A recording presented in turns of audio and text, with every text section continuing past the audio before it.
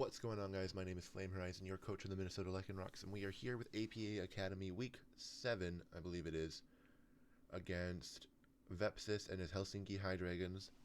So, before we get into things, if you saw my update video a couple days ago, you'll note that I was sick during the week that this battle happened. I didn't really have time to prepare. I didn't really have time to get a team gen, to just get everything set up.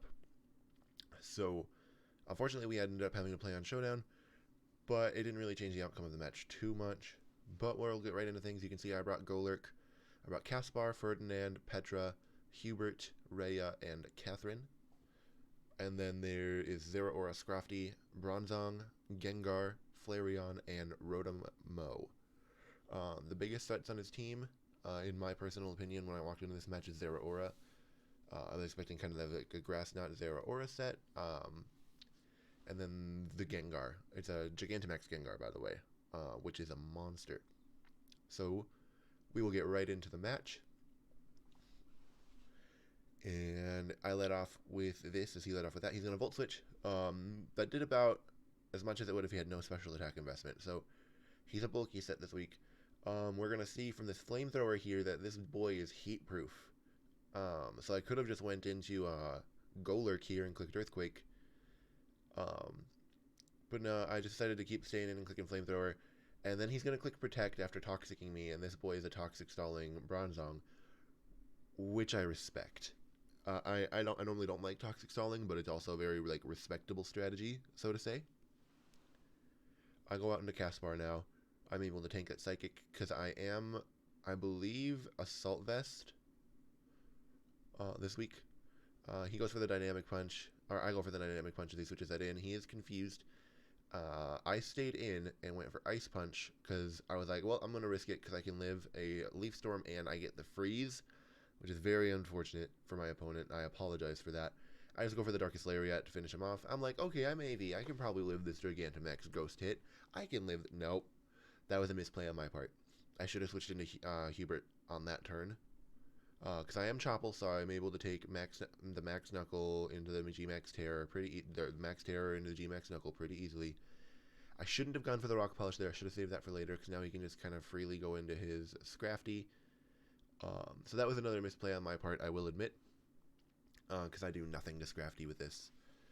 I don't really have anything that does anything to Scrafty, I realize, because I didn't bring my Fairy type this week.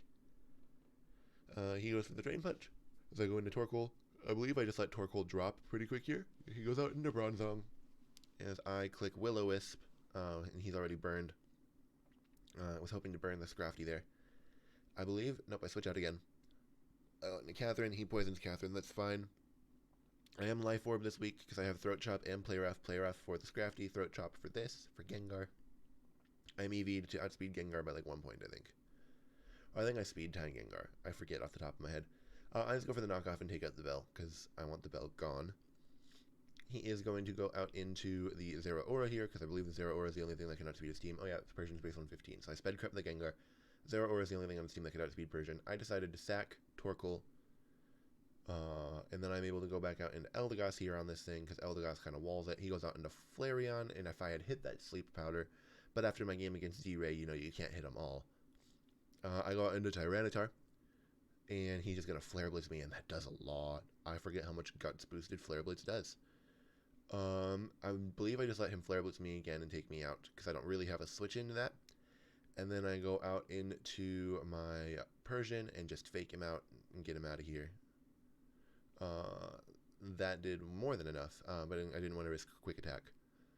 He goes out into Zeraora yet again. I believe I go out into Eldegoss just to kind of sack it. And I am physical Gigantamax Lapras, because I can have Drill Run on that set. He goes for the knockoff. And back in comes Lapras. Or in comes Lapras. He switched out on my Drill Run, got the Intimidate drop, so, you know, good play on his part. Using Scrafty to kind of wall me. I go for the G-Max Resonance as he goes for the Drain Punch. And he also has Brick Break, because everybody brings Brick Break against the G-Max Lapras, as I go for Max Geyser. So he's going to be able to get rid of my screens, which is unfortunate. But then I have this G-Max Lapras in. He goes out into Gengar, as I believe I went for Liquidation, which brings him down quite low. I haven't revealed Ice Shard yet. So I am going to go for the Ice Shard here. As you can see, the Zeraora kind of wins from this point. I just went for Ice Shard for Chip. He goes for close combat and takes me out. And Zeraora just kind of beats my team down. It doesn't matter who has it when it comes. Zeraora just kind of beat my team down because now he goes out into Scrafty to not take fake out damage. I just went for the Player F on the switch because I expected the switch. And his Zeraora is going to come in and pick up the KO there. Very close game to my opponent. I did make some misplays there. So I do want to apologize for that. But if you all enjoyed the battle, be sure to leave a like down below. And I will see you all in the next video. I don't know if I should reveal this yet, but we'll see. I do have my new computer in now, so things will start looking good again. I hope you all enjoyed the battle. I'll see you all in the next video. Take care, and God bless.